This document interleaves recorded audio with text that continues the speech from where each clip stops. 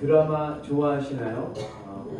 SBS에서 예전에 했던 드라마 중에 시크릿 가든이라고 하는 드라마가 있습니다.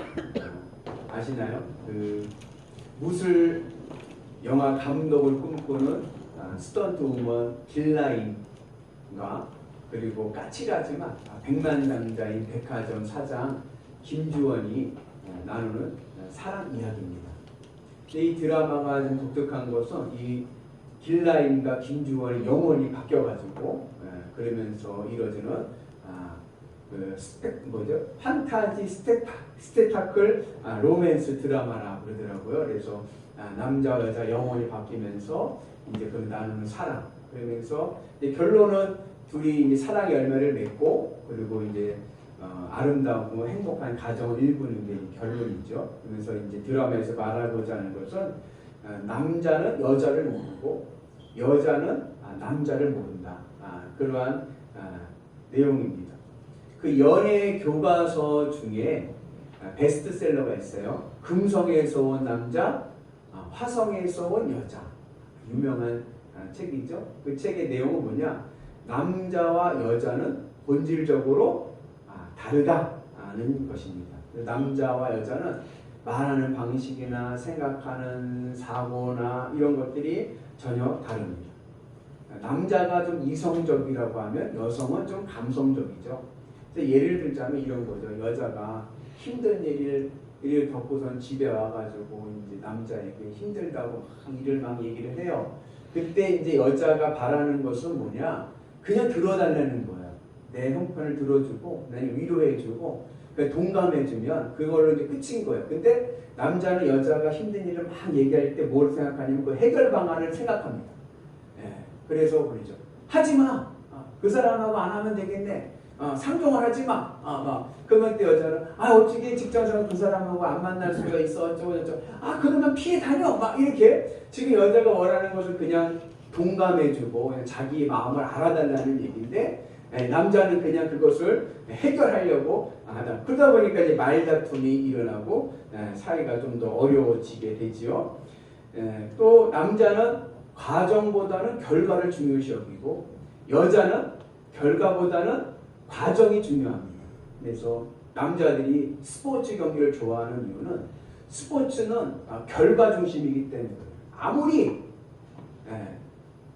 점유율이 경기 내용이 아무리 좋았어도 매일 축구를 한다면 우리나라 국가대표가 뭐 슈팅을 10개, 100개 하고 뭐 99% 점유율을 했어도 한 번 실수해서 골을 먹었다.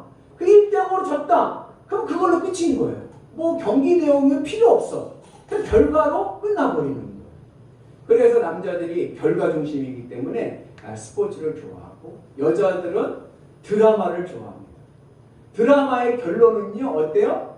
딱 정해져 있어요. 결국 어떻게 돼요? 주인공은 잘 될 것이고 주인공을 괴롭힌 사람들은 어려움을 당합니다. 그 결론은 다 알아요. 그런데 드라마의 매력은 뭐냐? 그 스토리가 있는 거예요. 과정. 우여곡절의 그 스토리가 있는 거예요. 그 여자들은 이 과정을 중요시 여기기 때문에 그 줄거리를 보는 거지 결과를 보는 게 아니에요. 드라마는 결과 때문에 보는 게 아닙니다. 결국 주인공이 잘 되는 건 다 알아요. 그러나 그 가운데 있는 이 과정, 스토리에 이 매력이 있는 것이죠. 그래서 여성들은 스토리를 중요시 여기고 과정을 중요시 여기기 때문에 남자와 여자와는 좀 차이가 있는 거죠. 식사를 할 때도 남자들은요 단순합니다. 심플합니다. 너 짜장? 나 짬뽕. 아줌마 여기 짜장 하나 짬뽕 하나요? 그거 왔어요. 그럼 어때요? 그냥 내가 시킨 거 먹으면 돼. 그리고 배부르면 그만이야. 근데 여성분들은 어때요? 여성분들은 뭐 먹을까? 요것도 시키고 요것도 시키고 요거 시키고 여러 개를 시켜요. 그리고서 음식물이 나오면 어떻게 돼요? 그러면 그걸 먹지 않고 먼저 예쁘게 해놓고 사진을 찍고 SNS에 올리고 그리고 어떻게 해요? 내가 시킨 거만 먹는 게 아니라 조금씩 했고 나눠 먹고. 여성들은 이렇게 아기자기하고 또 남에게 보여주는 게 중요하기 때문에 그렇습니다. 어린 아이들도 남자 아이와 여자 아이는 좀 달라요. 그래서 남자 아이들에게 블록 장난감을 주면 긴 걸 만듭니다. 뭐 무기 같은 거, 공격적인 칼을 만든다든지 아니면 기차를 만든다든지 아니면 높이 쌓아 올려요. 그런데 여자아이들은 좀 방어적입니다. 그래서 꼭 만들면, 블록을 만들면 집 같은 거 만들고, 그리고 늘 테두리, 담을 쌓습니다. 우리 오늘 소원이는 2부 예배 드렸는데, 소원이 이렇게 방에 가잖아요. 소원이 침대에 가면 누워서 잘 때 보면 얘는 꼭 베개로, 긴 베개가 있어요. 그 베개로 자기 잘 영역을 이렇게 거놔요. 테두리를 만들어 놓고 그 안에 들어가서 자. 그래서 넌 여기 가르쳐 주지 않는데 그 안에도 꼭 뭐 본능적으로 이게 뭐 이렇게 담을 치더라고요. 그 여성과 남자가 다른 점이죠. 그래서 남녀가 이게 다르기 때문에 서로 사랑을 하지만 그래도 어때요? 다투기도 하고 그리고 서로 이렇게 상처를 주기도 합니다. 그래서 이 시크릿 가든이라는 드라마는 그런 것을 이제 역지사지, 서로 영혼이 바뀌어서 서로 입장을, 다른 입장을 이해하면서 진정한 자아를 찾아간다. 이제 뭐 그런 드라마예요. 뭐 제가 오늘 왜 드라마 얘기를 하느냐, 전 드라마의 내용이 중요한 건 아니에요. 근데 보다 보니까 재미나서 제가 여러분들 말씀드린 거고, 오늘 말씀의 중요한 내용은 뭐냐면 이 시크릿 가든이라고 하는 이 드라마 제목을 오늘 오병이어인 사건에 제가 적용을 하려고 해요. 이 명칭이 제가 관심을 갖고 오늘 같이 은혜를 나누기를 원합니다. 이게 무슨 얘기냐? 신앙이라는 것은요, 신앙 안에는 시크릿 가든, 비밀의 정원이 있습니다. 그러니까 창세기를 보면 아담과 하와가 타락을 해요. 죄를 짓고 타락을 하면서 에덴 동산에서 추방을 당합니다. 쫓겨납니다. 그런데 이 에덴 동산이라는 말이 에덴 동산인데, 이게 영어로 말하면 이게 동산이 가든이에요. 가든. 이 에덴 동산, 에덴 가든이 없어진 게 아니라 감추어져 있다는 거예요. 그러니까 인간이 타락하면서 인간이 에덴 동산에서 쫓겨났는데, 그때 그 에덴 동산이 소멸된 것이 아니라 숨겨져 있다. 그래서 시크릿 가든, 숨겨져 있다. 에덴 동산. 그러면 에덴이 어디에 숨겨져 있을까요? 국민일보 예전에 그 신문에 그 런던 영국의 최대의 공립대학교인 런던 대학교가 있어요. 굉장히 유명한 명문대학교입니다. 캠브리지, 옥스퍼드, 런던 대학교. 근데 거기서 고대에서로 박사학위를 받은 데이비드 롤이라는 분이 자기가 학문적으로, 이건 학문적인 거예요. 학문적으로 고대사를 연구하면서 에덴 동산의 위치를 발표를 했습니다. 그 에덴 동산의 위치가 어디냐면, 여기가 어디냐면은 그 고대 아르메니아 지역입니다. 근데 이 고대 아르메니아 지역이 지금이 어디냐면 이란, 아시죠? 이란의 나라의 서부 사막이었죠. 그곳이 바로 뭐요? 에덴 동산에 위치했다. 우리가 이제 제자 훈련할 때 쓰는 교재 바이블 웨이라는 책이 있는데, 그 책 첫 페이지 보면 앞장 창세기 처음 들어가면 지도에 에덴 동산의 위치를 이렇게 딱 지적해 놨어요. 거기도 보면 어디냐면 거기도 아라비아, 중동 지역의 사막입니다. 그러니까 이 에덴 동산에 원래 있었던 곳이 아담과 하와가 추방당하면서 사라졌는데, 그 자리가 어디냐? 이게 지금 사막으로 남아있다. 이사야서에 보면 이런 말씀이 있습니다. 같이 있습니다. 나 여호와가 시온의 모든 황폐한 곳들을 위로하여 그 사막을 에덴같게, 그 광야를 여호와의 동산 같게 하였나니. 에덴 동산이 어디에 숨겨졌느냐? 에덴이 없어진 게 아니에요. 에덴이요, 숨겨져 있어요. 어디에 숨겨져 있느냐? 사막에 숨겨져 있습니다. 광야에 숨겨져 있습니다. 이것이 비밀입니다. 에덴 동산 어떤 곳입니까? 기쁨의 동산. 정말 부족함이 없고 만족함으로 주어져 있는 행복의 동산. 그것이 어디에 있느냐? 그것은 바로 사막 광야에 있습니다. 여러분, 사막 광야가 어떤 곳입니까? 사막 광야는요, 아무것도 없는 곳입니다. 그런데 성경은 이 사막 광야를 중요시 여깁니다. 그래서 하나님께서 애굽에서 노예 생활하던 이스라엘 백성들을 출애굽을 하셔서 가나안 땅을 인도하실 때 바로 가나안 땅으로 인도하신 것이 아니라 어디에서? 광야에서 40년을 있게 하십니다. 이스라엘 백성들이 애굽에 나올 때는 40년 광야 생활할 줄 몰랐어요. 왜냐하면 그 당시에는 길이 있었어요. 길이. 아브라함 때부터 있었던 가나안으로부터 팔레스타인 땅서부터 애굽까지 가는 길이 있었어요. 왕의 도로라고 하는 길이 있었어요. 그 길로 가면은 2주면 도착할 거리입니다. 아마 이스라엘 백성들은 2주면은 가나안 땅에 갈 줄 알고 나왔겠죠. 그런데 하나님께서 그 왕의 도로로 길을 인도하신 것이 아니라 광야로 이끄셔서 40년 동안 광야 생활을 하게 하신 후에 가나안 목지에 들어가게 하십니다. 예수님께서 공생애를 시작하실 때도 공생애의 처음 시작이 어디서부터 시작하느냐? 광야입니다. 예수님께서 광야에서 40일 금식하시고 마귀의 시험을 받으시고 그리고서부터 공생애가 시작이 되었습니다. 오늘 예수님께서 오병이어의 기적을 일으키시는데 이 오병이어의 기적이 어디서 일어나느냐? 한적한 곳, 빈들, 바로 광야에서 일어났습니다. 왜 예수님께서는 이 오병이어, 물고기 2마리와 보리떡 5개로 장정만 5,000명이 먹고도 12강줄이가 남는 이 놀라운 기적을 왜 광야에서 일으키셨을까?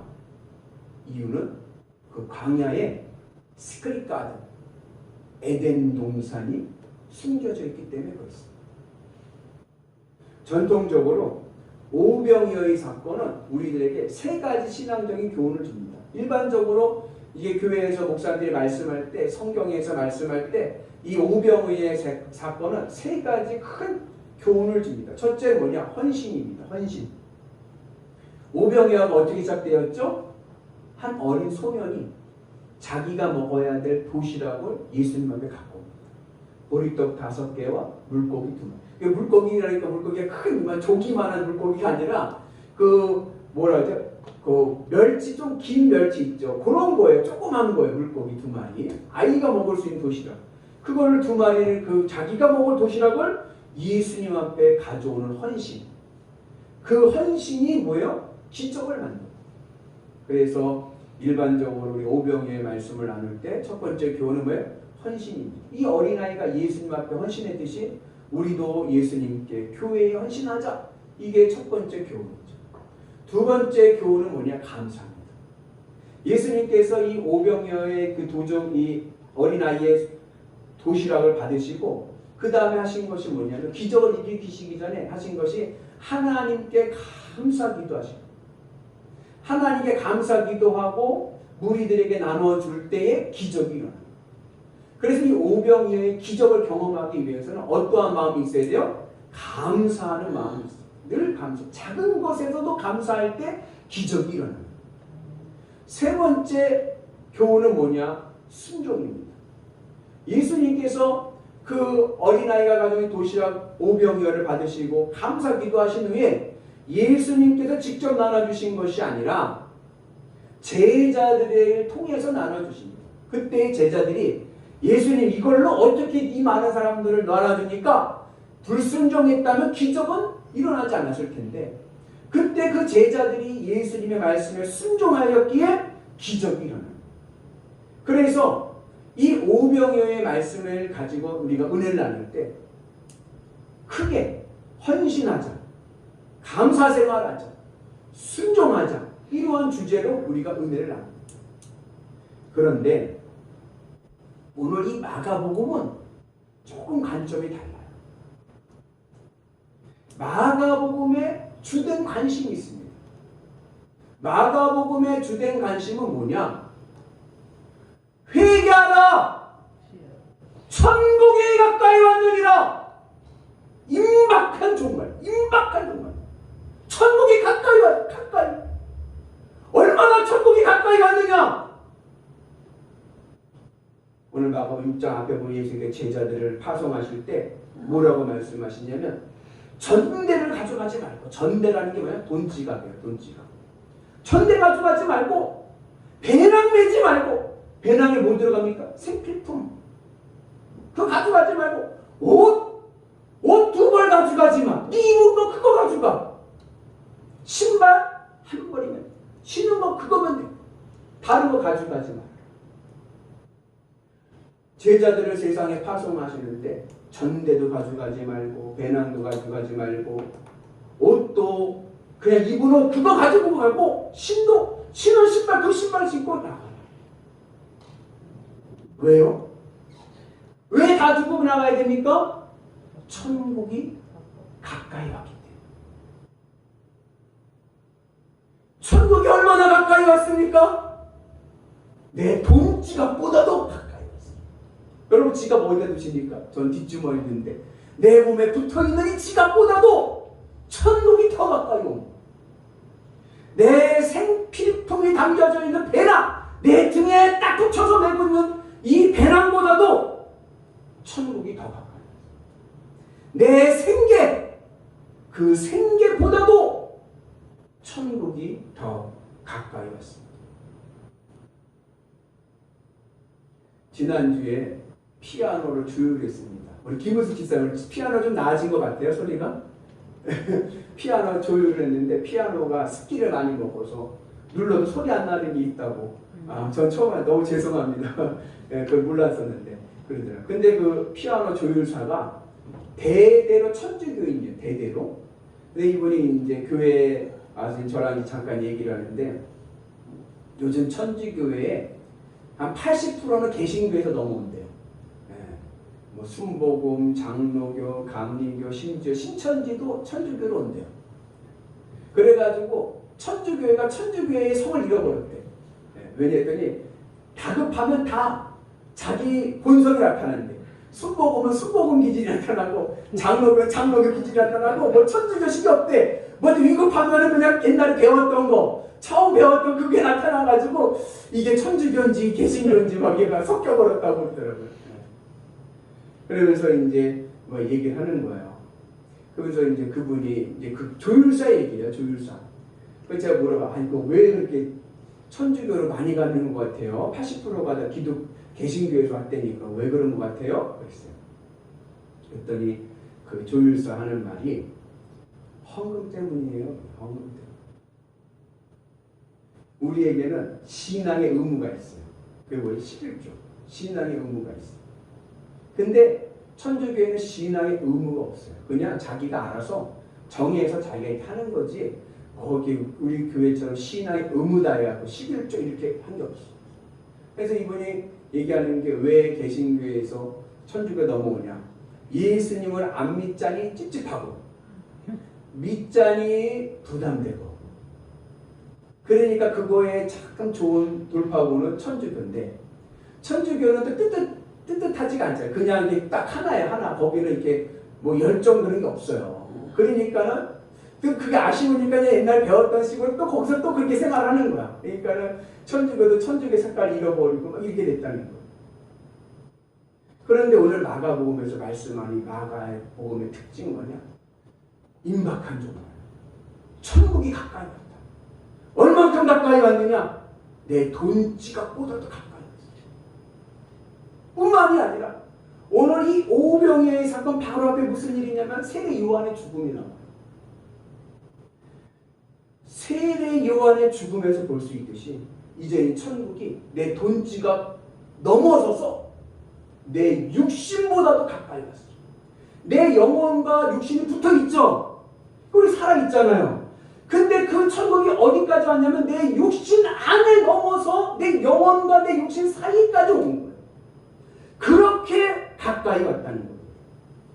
그래서 천국이 얼마나 가까워야 되냐. 내 돈 지갑보다도 가깝고 내 육신의 생명보다도 천국이 더 가까이 옵니다. 이러한 관점에서 오늘 마가복음은 우리에게 오병이어의 사건을 기록하고 있는 겁니다. 오늘 우리가 이 마가복음이 기록하는 오병이어의 사건을 이해하기 위해서는 두 개의 키워드를 이해해야 됩니다. 하나는 35절에 나오는 빈들. 빈들이라는 말은 광야를 얘기하는 거예요. 그리고 36절에 나오는 마을과 촌입니다. 예수님께서 광야에서 빈들에서 장정과 5천 명이 모인 그 무리들에게 하나님의 말씀을 복음을 전하시다가 날이 저물었습니다. 그때 제자들이 이렇게 얘기합니다. 같이 있습니다.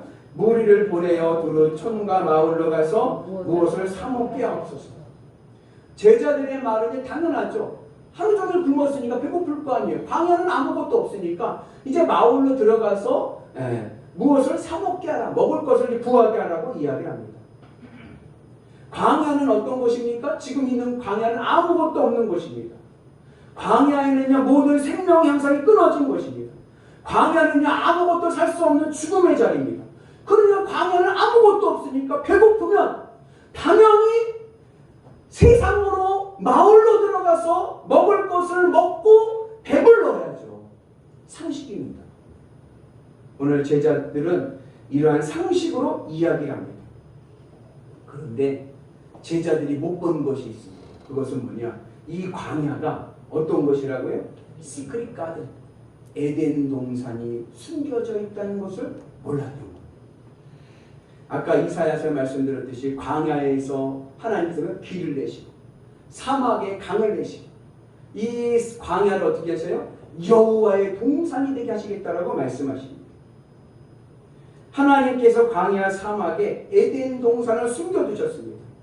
근데 이것을 제자들이 모릅니다. 이 광야에 에덴이 있다는 것을 모르니까 당연히 상식으로 보니까 배고프면 세상으로 가야지. 배고프면 마을로 가야지. 그렇게 이야기를 합니다. 그런데 오늘 예수님은 그 사람들을 마을 세상으로 보내서 거기서 배부름을 채워주시는 것이 아니라 광야에서 아무것도 없는 광야에서 그들의 배고픔을 채워주시고 그리고 그 모든 사람들이 광야에서 배부름을 경험한 후에 그리고 난 다음에 세상으로 마을과 촌으로 보내십니다. 그래서 오늘 사람들은 광야에서 다 배부른 상태에서 배부름을 경험한 상태에서 마을과 촌 자신의 삶의 현장으로 들어갑니다. 우리가 결혼에 대해서 잘못 생각하는 것 중에 하나가 뭐냐면 나는 지금은 행복하지 않은데 결혼해서 행복해야지. 결혼해서 행복해야겠다는 생각이 결혼을 불행하게 만듭니다. 그럼 어떻게 해야 결혼 생활이 행복하냐? 지금 내가 행복함을 경험하고 내가 행복한 상태에서 결혼을 해야 결혼이 행복한 거예요. 이해가시죠? 결혼을 통해서 내 생활의 반전을 누린다? 그거는 어려워요. 불가능합니다. 내가 지금 행복하고 내가 기쁘고 그러한 상태에서 결혼할 때 결혼 생활도 기쁘고 행복한 것이지. 내가 지금 불행한데 내가 이 불행한 것에서 돌파구로 내가 돈 많은 남자, 돈 많은 여자 만나서 어떻게 해서 행복할까? 행복할 수가 없어. 자식도 맞아. 내가 자식을 키워서 행복해야지? 행복할 수가 없습니다. 내가 행복한 상태에서 자녀를 양육을 할 때 그 자녀를 양육하는 것이 보람이 됩니다. 사업을 할 때도 내가 사업장에 갈 때 내가 돈 벌어서 부자 돼서 행복해야지 사업의 행복을 누릴 수가 없어요. 내가 돈 벌기 전에 사업장에 가기 전에 이미 내가 기쁘고 행복한 상태가 되어서 행복한 마음으로 사업장에 가서 일을 할 때 그 사업장이 보람이 되고 기쁨이 되는 것입니다. 이처럼 이미 광야에서 배부른 상태에서 세상으로 나가야지 세상에 나가서 배부르려고 하면 되지를 않아요. 그래서 우리가 세상에서 돈으로 자식으로 사업으로 배불러야 될 이 배가 마음의 배가 세상이 아니라 광야에서 배부를 수 있는 은혜가 있기를 주님의 이름으로 축복합니다. 어떻게 우리가 광야에서 배부를 수 있습니까? 광야에 뭐가 있다고요? 시크릿 가든, 에덴 동산이 있기 때문에 그렇습니다. 광야는요 모든 삶의 활동성이 중단된 곳입니다. 광야는요 아무것도 없습니다. 그런데 오늘 예수님께서 광야에서 사람들에게 무엇을 가르쳐 주세요? 하나님의 말씀, 천국 복음을 가르치십니다. 예수님께서 공생애 하시면서 전하신 천국 복음의 핵심은 단순합니다. 회개하라. 천국이 가까이 왔느니라. 예수님은 사람들에게 천국 복음을 전하십니다.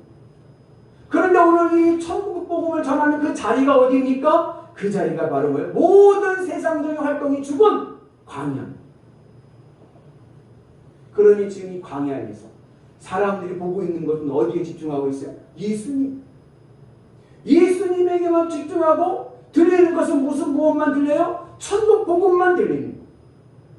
지금 사람들은요, 광야에서 농사 지을 생각, 사업할 생각, 밥 지을 생각, 아이 키울 생각, 뭐 이런 삶에 대한 생각 중단, 스탑! 다 없애고 아무것도 없는 광야에서 오직 예수님만 바라보고 예수님이 전하시는 하나님의 말씀, 천국 복음을 듣고 있습니다. 그랬더니 무엇이 드러나느냐? 시크릿 가든, 숨겨졌던 에덴 동산이 드러나기 시작합니다. 부족함이 없는 에덴, 광야에서 예수님이 전하시는 천국 복음의 영의 양식을 먹고 오병이어의 기적을 통해서 육의 양식을 채우는 놀라운 주님의 기적이 일어난 줄로 믿습니다. 이것이 신앙의 비밀입니다. 왜 비밀입니까? 세상 사람들은 만족감을 위해서, 내 배를 배채우기 위해서는 세상으로 나가야 된다고 생각해요. 그런데 실제 내 삶의 만족과 배부름은 어디에 있어요? 광야에 있었던 거예요. 왜요? 그 광야에 에덴 동산이 숨겨져 있기 때문에 그래요. 그래서 인생의 진짜 배부름, 인생의 진짜 만족, 에덴은 바로 내 활동성이 죽는 광야에 있습니다. 그러면 오늘 우리에게 광야가 어디입니까? 오늘 우리에게 광야가 어디입니까? 저 진짜 아까 봤던 지도를 봤던 이란 이라크에 있는 그 사막이 광야입니까? 성경은 광야를 상징적인 의미로 해석합니다. 성경에서 광야는 어떤 의미가 있냐? 모든 생명력이 죽는 자리. 사도 바울의 말에 의하면 세상에 대한 내 마음이 죽는 자리. 나는 죽고 주는 살고. 내 삶이 죽는 자리. 그 자리가 바로 광야입니다. 오늘 내 마음이 죽는 자리, 내가 이 세상에 대한 내 마음이 죽는 자리가 어디입니까? 그게 바로 주님의 십자가 자리입니다. 주님의 십자가 자리에서 세상에 대한 모든 생각들을 다 죽이고 내 마음을 뭐로 만들어요? 광야로 만드는, 아무것도 없는. 그리고 오직 누구에게만? 예수님에게만 집중하고 예수님이 전하신 천국에 집중할 때 내 삶에 무엇이 나타나요? 숨겨졌던 에덴 동산이 나타나요. 하나님의 은혜와 축복과 기적이 일어나게 될 줄로 믿습니다. 내 마음이 주님의 십자가를 묵상합니다. 주님의 십자가를 붙잡고 삶의 문제들, 걱정되고 근심되는 문제들, 내 그런 것들 내 마음을 다 죽이는 거예요. 다 없애버리는 거예요. 오늘 이 자리가 여러분들에게 광야가 되기를 축복합니다. 내 마음에 있는 모든 것들을 다 주님의 십자가 앞에서 쓸어버리고 내 마음에 아무것도 없는 거예요. 세상적인 모든 것들이 다 없고 오직 누구? 예수님에게만 집중. 오병이어 빈들에서 그 무리들이 예수님만 바라보고 있듯이 오늘 우리의 마음이 예수님만 바라보는 은혜가 있기를 주님의 이름으로 축복합니다. 그럴 때 우리에게 에덴의 축복이 임하게 되고 오병이어의 축복이 임하게 될 줄로 믿습니다. 출애굽한 이스라엘 백성들이 광야 40년 살면서 하나님이 원하신 것은 훈련을 시키시는 거예요. 무슨 훈련이요? 하나님만 바라봐요. 광야는 아무것도, 광야에서 살 수가 없어요. 근데 그 40년을 살 수 있었던 것은 하나님이 구름기둥, 불기둥으로 인도하시고 물과 만나와 배출하기를 주시고 전쟁에서 승리하게끔 지켜주셨기 때문에 광야에서 살 수 있었던 거예요. 그래서 오늘 우리도 주님의 십자가 바라보면서 내 마음이 하나님으로 만족하고 예수님으로 기뻐하고 천국의 소망을 두고 살아갈 때에 여러분 우리의 삶에 에덴의 은혜가 임한 줄로 믿습니다. 하박국 예언자의 노래처럼 하박국 예언자가 전쟁이 나서 싹 잃어버렸어요. 다 잃어버렸어. 집이고 뭐고 외양간이고 뭐고 다 잃어버렸어요. 재산을 다 잃어버렸어요. 근데 하박국 예언자가 뭐라고 노랍니까? 난 여호와로 말미암아 즐거워해. 난 여호와로 말미암아 즐거워해. 내 마음이 세상에 대해서 광야가 되고 하나님으로 기쁘고 만족하며 살아갈 때에 비로소 내 삶에 하나님께서 감추었던 에덴 동산의 축복이 임하고 우리에게 오병이어의 기적이 일어나게 될 줄로 믿습니다. 그래서 여러분 주님의 은혜 안에서 주의 십자가 붙잡고 내 마음이 광야가 돼서 아무것도 없고 뭐 근심 걱정 다 내려놓으세요. 그 내 마음에 광야로가 돼서 오직 예수님만을 바라볼 수 있는 그 오병이어의 그 상황을 세팅을 여러분들이 묵상하며 나갈 때 하늘의 은혜가 오늘 우리 가운데 임하게 될 줄로 믿습니다. 그리고 나서 주님으로 기쁘고 배부르고 만족한 상태에서 그 다음에 어디를 가요? 세상으로 나가는 마을과 촌으로 나갑니다. 왜 나갑니까? 복음 전하기 위해서 나갑니다. 세상 사람들은 굶주린 배를 채우기 위해서 세상으로 나가는데 우리는 이미 배불러. 뭐로 배불러요? 주님으로 배부른 거 내 마음. 주님으로 만족하는 거. 주님으로 기쁜 거예요. 그리고 나서 세상에 나가서 복음을 전하며 나갈 때 우리의 인생이 보람되고 행복한 은혜가 있는 줄로 믿습니다. 형통하고 풍성하고 복음의 열매를 맺게 될 줄로 믿습니다. 오늘 제자들이 예수님께 마을과 촌으로 가서 무엇을 사 먹게 하옵소서라고 얘기하는데 그 앞에 6장 6절에 보면 예수님은 마을과 촌에 가셔서 하신 일이 뭐예요? 천국 복음을 전하시는 거예요. 오늘 우리가 주님의 은혜 안에서 광야 주님을 만나는 자리에서 주님으로 기쁘고 만족한 상태에서 세상을 향해 나가서 복음을 전하는 은혜가 있기를 주님의 이름으로 축복합니다. 이게 시크릿 가든 이 에덴의 비밀을 아는 자와 모르는 자의 차이입니다. 에덴의 비밀을 모르는 자는 세상에 나가서 배부르려고 하지만 에덴의 비밀을 아는 자는 세상이 아니라 주님으로 배부르고 세상에 나가서 복음을 전하는 그럴 때 우리의 삶이 에덴의 은혜와 영광이 임하게 될 줄로 믿습니다. 바라긴 오늘 우리 모두가 시크릿 가든 에덴 동산의 비밀을 깨닫고 영육이 모두 배부르고 만족하고 행복하는 위대한 성도들 되시기를 주님의 이름으로 축복합니다. 에덴 동산이 어디에 숨겨졌어요? 광야. 오늘 우리에게 광야의 자리가 어디입니까? 주님의 십자가. 내 마음이 주님의 십자가를 묵상하고 내 마음이 주님의 십자가의 축복 하나님으로 기쁘고 예수님으로 만족하고 하늘 천국의 소망을 가지고 살아갈 때 하나님께서 우리의 삶을 오병이어의 축복의 기적이 일어나는 에덴의 삶으로 이끌어 주실 줄로 믿습니다. 바라긴 여러분들의 삶이 에덴의 축복이 있기를 주님의 이름으로 축복합니다. 그래서 우리가 늘 쉽게 이 말씀을 쉽게 이야기를 할 때 우리 이렇게 얘기하잖아요. 믿으면 복 받는다. 할렐루야. 아멘. 믿으면 복을 받는다. 믿으면 숨겨졌던 에덴의 축복이 드러나는 믿음이 무엇입니까? 내 마음을 예수님께 드려서 예수님으로 기쁘고 만족하고 행복해하는 것이 믿음입니다. 여러분들의 마음이 주님만을 바라보는 광야가 되셔서 하늘의 은혜로 오병이어의 축복을 누리시는 위대한 성도들 되시기를 주님의 이름으로 축복합니다.